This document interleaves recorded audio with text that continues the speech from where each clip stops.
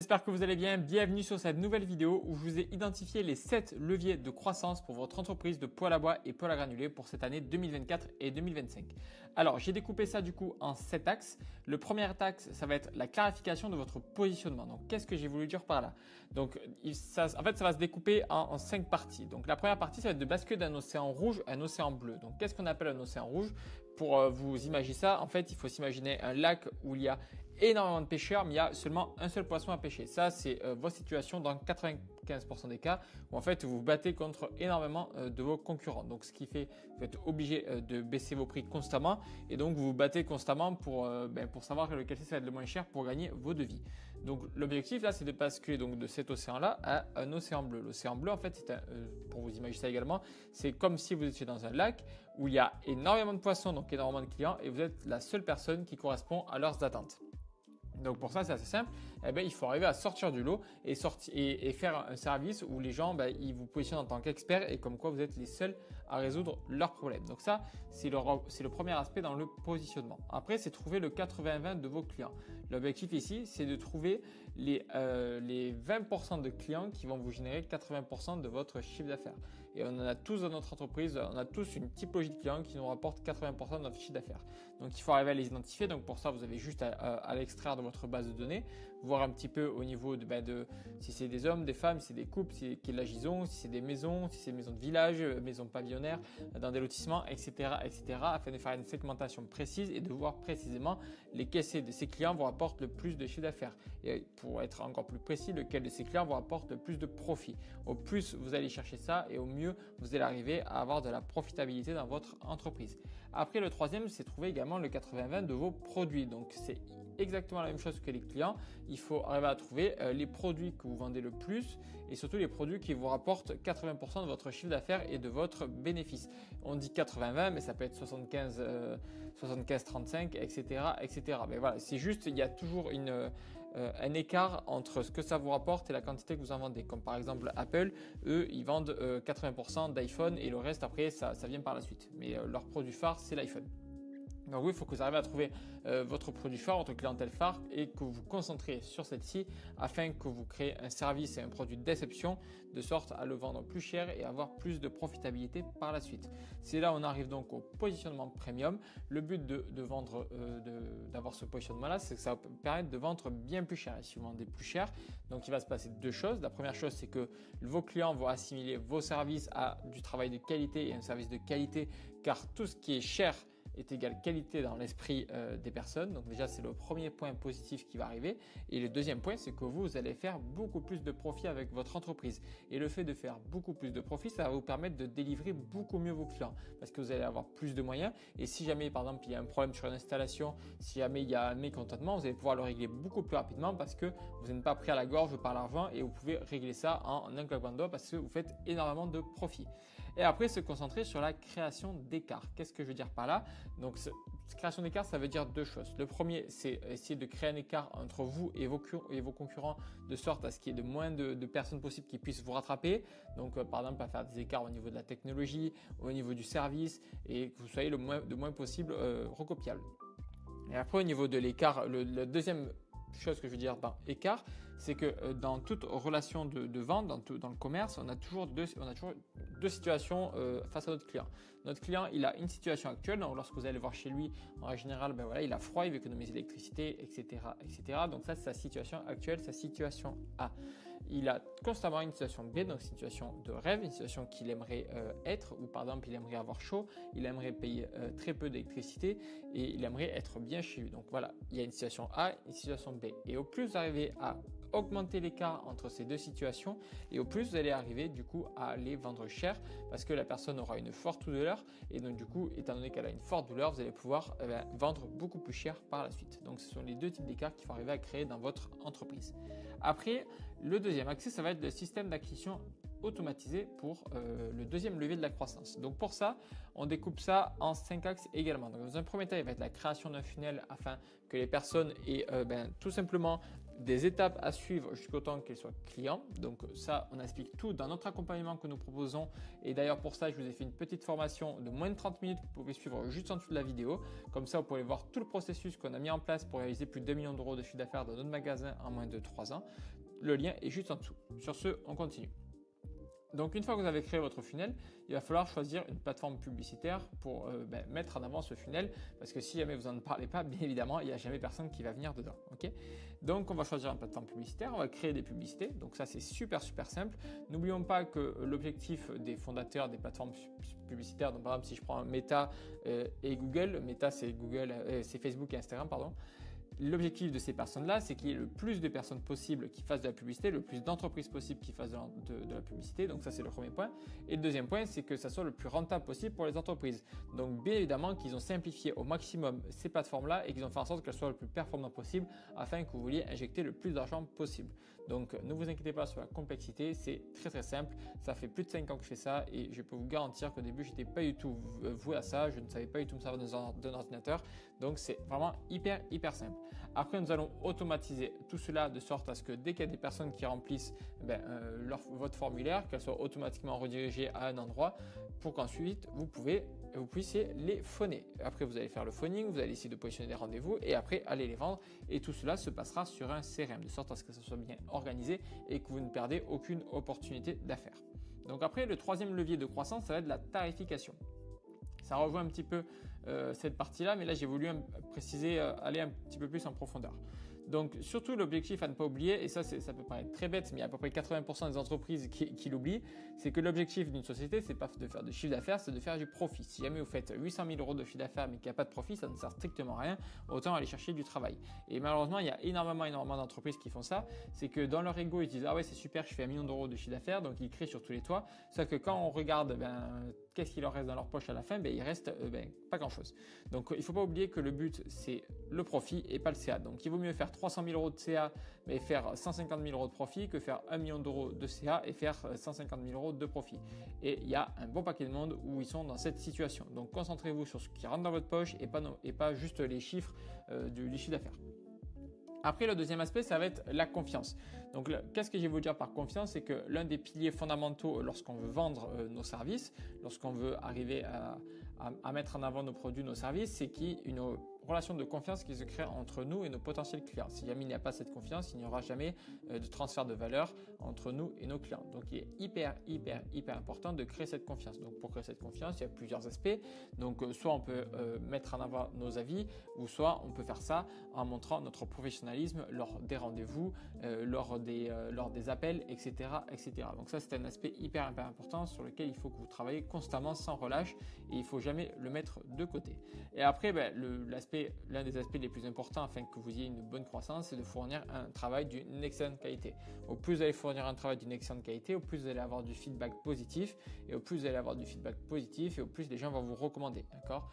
Donc si vous faites un service 5 étoiles, il n'y a aucun doute que vous allez avoir de la recommandation et que vous allez avoir de plus en plus de clients. Donc ça, c'est une des actions à faire qui est relativement simple et même plutôt plaisante pour vous parce que c'est toujours plus plaisant de faire du bon travail que du mauvais travail. Donc maximisez tous vos efforts là-dessus également et vous allez voir que vous allez avoir du résultat qui va tomber automatiquement. Ensuite, on va avoir la standardisation. Donc pour ça, j'ai fait 5 axes, d'accord? Donc dans un premier temps, lorsque vous voulez standardiser une tâche, donc standardisation en fait, c'est de faire en sorte qu'elle soit le plus automatisée possible, le plus simple possible à comprendre à vos collaborateurs. Donc dans un premier temps, ça va être de lister les tâches d'entreprise. Donc vous mettez par exemple sur une feuille, vous dites ok, bon là, comment ça se passe du début à la fin pour mes clients? Donc dans un premier temps, je fais des publicités. Après, les clients, ils arrivent sur un CRM, je vais les appeler, je vais positionner un rendez-vous, je vais aller au rendez-vous. Pendant le rendez-vous, qu'est-ce qui se passe? Ok, donc là, le rendez-vous, les clients ont signé, qu'est-ce qui se passe? On fait ci, on fait ça, etc. Donc vous détaillez au maximum toutes les tâches qui se passent dans votre entreprise et après vous analysez un petit peu ce qui est automatisable ou pas automatisable. Ce qui est automatisable, c'est ce qui est possible de faire avec des logiciels. Donc par exemple, vous avez le logiciel Zapier et Make qui peut vous faire des automatisations, vous envoyer des mails automatiques, etc. Et ce qui n'est pas automatisable, il va falloir tout simplement créer des SOP. Donc des SOP, c'est une fiche qui nous permet de récapituler comment se déroule une tâche. Donc admettons, si on met par exemple la tâche installation, donc on peut mettre première tâche, faire la visite technique, préparer le camion, préparer la fumisterie pour l'installation, faire l'installation, signer le PV de fin de travaux, récupérer le chèque, envoyer un SMS d'avis client, etc., etc. Donc le but, c'est de décrire chaque étape de chaque mission de vos employés et après les faire valider par vos employés et les classer à chaque fois. Comme ça, le moment donné, par exemple, il y a un employé qui part ou quelque chose comme ça et qu'il faut former quelqu'un, vous avez juste à donner les SOP et ça se fera très facilement et ça sera hyper compréhensible et ça permettra de gagner en performance dans votre entreprise et donc de gagner forcément en croissance. Ensuite, le cinquième levier, ça va être la formation, donc de former vos employés à l'excellence constamment. Donc si jamais vous sentez qu'il y a une baisse de performance, qu'il n'y a pas le service que vous attendez pour vos clients, il faut tout simplement miser sur vos employés, d'accord? Donc il faut les former, il faut aller les envoyer en formation, il faut leur apprendre, il faut prendre le temps. C'est très dur de former des personnes, ça prend toujours un petit peu de temps, c'est toujours compliqué, mais il est hyper important de prendre le temps là-dessus parce que si jamais vous ne faites pas du très bon service, que vous ne faites pas un service 5 étoiles, forcément ça va se sentir dans votre croissance et vous n'allez pas avoir la croissance escomptée. Donc formez constamment vos employés à faire le meilleur travail et n'hésitez pas à les incentiver sur leur performance. Donc admettons, si jamais ils ont des bons avis sur Google avec par exemple leur prénom qui apparaît, vous pouvez leur donner des primes à chaque fois qu'il y a un avis avec leur prénom. Ça va les obliger constamment à faire du bon travail et à demander des avis à chaque fin d'intervention. Donc ça, c'est une très bonne manière de pousser vos salariés à faire de l'excellent travail. Après, afin de faire de la croissance dans votre entreprise, et ça c'est un point également qui est hyper important, c'est de scaler votre propre personne. Qu'est-ce que je veux dire par là?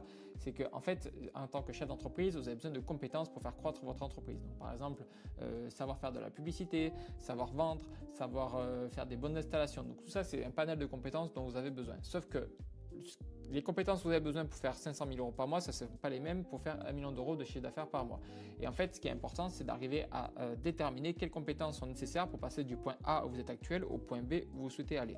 Donc, vous listez ces compétences, par exemple, être un meilleur manager, recruter X personnes. Donc, pour recruter X personnes, il faut que j'apprenne comment bien recruter, etc., etc. Si jamais, par exemple, vous voyez que vous avez un goulot d'étranglement au niveau de votre acquisition client, que vous n'avez pas assez de clients dans votre pipe commercial, eh bien, il faut vous dire, OK, bon, là, j'ai pas assez de clients, qu'est-ce qu'il faut que je fasse afin d'avoir le flux qui est nécessaire.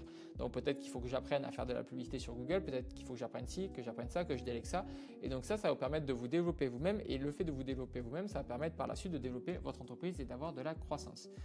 Donc voilà, comme là j'ai mis par exemple apprendre des compétences en marketing, apprendre des compétences en finance et l'une des plus importantes et des compétences les plus sous-cotées, qu'il y a très peu de personnes qui travaillent dessus, c'est la prise de décision et la résolution de problèmes. Nous, en fait, en tant que chef d'entreprise, notre quotidien, c'est quoi?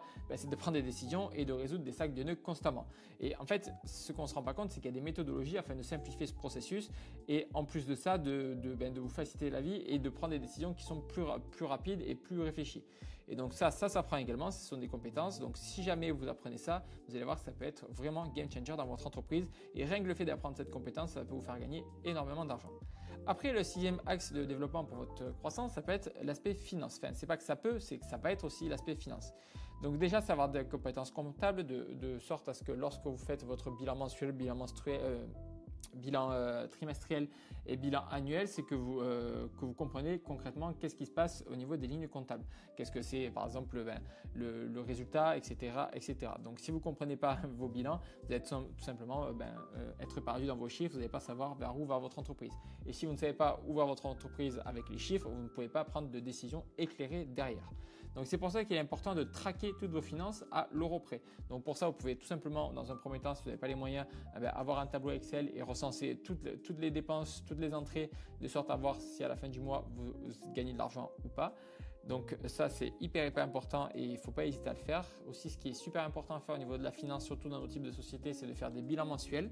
Donc que c'est comme un bilan comptable annuel, sauf que vous le faites mensuellement, ça coûte un petit peu plus cher, mais je vous garantis que ça change vraiment la donne parce que comme ça, moi, ça vous permet de prendre des décisions éclairées. Vous dites, ok, bon, ce mois-ci, j'ai mis telle action, j'ai gagné plus d'argent, donc ça veut dire que cette action me permet de faire de la croissance, donc je vais accentuer cette action-là. Et si jamais vice-versa, vous faites une nouvelle action et qu'au final, votre résultat il diminue, c'est que votre action ne va pas dans le bon sens, donc il faut modifier ça dès le mois d'après. Ça permet de ne pas avoir de mauvaises surprises en fin d'année, de dire ah mais en fait j'ai pas gagné d'argent. Voilà, c'est pour ça qu'il faut faire ce bilan mensuel qui est hyper important.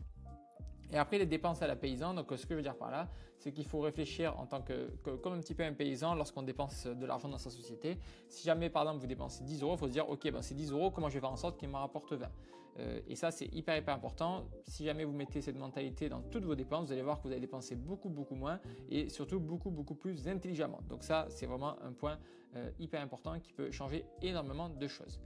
Après, la vision long terme. Donc ça aussi, c'est un point important. Si jamais vous créez votre société dans l'optique de vous dire, ok, bon, je fais le maximum de cash en moins d'un an et après je m'en vais, mais vous allez voir que ça n'a pas beaucoup marché et les clients ils vont le ressentir.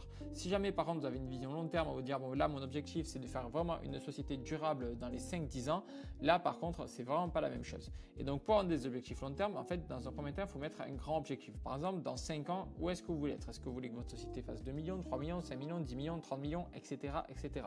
C'est d'avoir un grand objectif, un grand goal. Ok, donc ça, c'est hyper important. Ça permet de tout le temps travailler vers cet objectif-là. Et après, cet objectif, il va se découper en KPI. Les KPI, en fait, ce sont des sous-objectifs en dessous de votre objectif principal. Donc, par exemple, vous avez l'objectif principal d'atteindre 5 millions d'euros de chiffre d'affaires. Qu'est-ce qu'il faut faire pour atteindre ce résultat?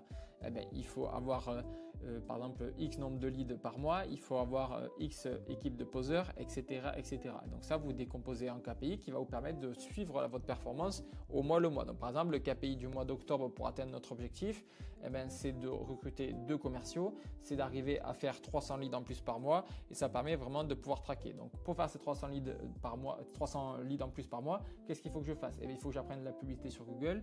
Ok, quand j'ai fait ça, qu'est-ce qu'il faut que je fasse? Il faut que je mette en place mon funnel pour récupérer les leads, etc., etc. Et le fait de décomposer ça, objectif, KPI, et après tâches, ça vous permet vraiment de structurer votre entreprise et de savoir constamment vers où vous allez. Et après, l'apport de valeur, ben, ça c'est le plus important, c'est le fait d'apporter constamment de la valeur à vos clients, le fait d'arranger leurs problèmes, comme je vous ai dit au tout début, c'est que vos clients, ils ont une situation A, une situation B, et le but, c'est de se retrouver au milieu, d'accord, donc au niveau de leur souffrance, et de faire en sorte de les résoudre. Et donc, cette résolution de problème chez eux va faire que vous allez apporter de valeur, et donc vous allez avoir un transfert monétaire derrière. Donc, si jamais vous êtes intéressé pour mettre de la croissance dans votre entreprise et vraiment développer considérablement votre société, vous pouvez aller voir la petite formation que j'ai fait juste en dessous de la vidéo, où j'explique en moins de 30 minutes comment on a fait pour faire un peu plus d'1 million d'euros de chiffre d'affaires par an en moins de 3 ans, et cela en partant de zéro, et on a commencé la société avec 1000 euros juste. Donc si vous souhaitez en savoir un petit peu plus, vous allez voir cette vidéo et après vous pourrez aller sur cette vidéo, prendre un appel avec moi-même si vous correspondez aux critères. Je vous remercie d'avoir suivi cette vidéo et je vous souhaite une excellente journée.